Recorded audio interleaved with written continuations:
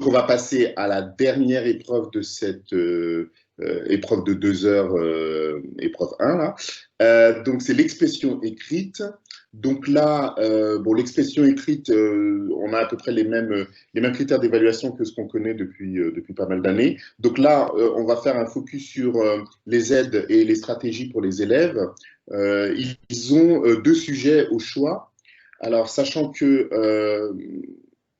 parfois, il y a un sujet avec un ancrage du type citation, extrait de blog ou ce genre de choses, ou des témoignages. Ça ressemble un peu, par exemple, à ce qu'il y a dans la certification. Et ce sujet est est normalement en lien avec la compréhension de l'écrit, si je me trompe. Le premier sujet est en lien avec la compréhension de l'écrit, je crois, non? Oui, oui, c'est ça. Oui. Si, c'est ça. Ouais. Et le deuxième sujet ne l'est pas forcément, enfin, c'est toujours la même thématique, bien sûr, mais il est un peu plus ouvert. Et là, vous voyez qu'il prend juste la forme d'une question. Alors, on retrouve les stratégies.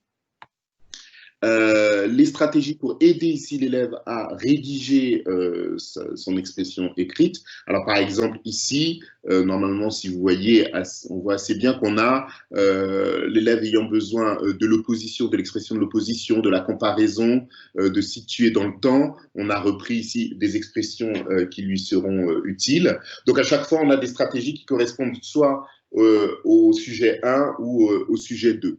Alors ici, vous voyez sur la partie droite, on a un autre sujet d'expression écrite avec encore les deux sujets, et vous remarquez qu'il y en a un où il y a des ancrages qui sont des témoignages, des extraits de témoignages d'élèves. Donc l'élève peut s'inspirer de cela, car on va lui demander, par exemple, avec quel témoignage il se sent plus en phase, quel témoignage lui conviendrait le mieux, et avec qui il est d'accord, par exemple.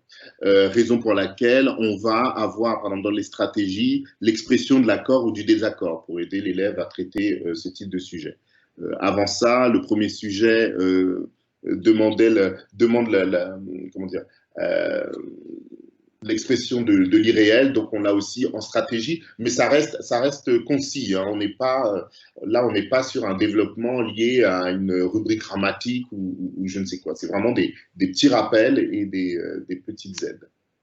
Et pour que ce soit vraiment aidant pour l'élève, c'est traduit. Hein. À chaque fois, il y a les thèmes en allemand, im Gegensatz zu früher, contrairement au passé, ou si on reprend l'expression de l'irréel avec le subjonctif 2, wenn ich soziale Netzwerke nicht mehr benutzen würde, wäre, hätte, könnte ich.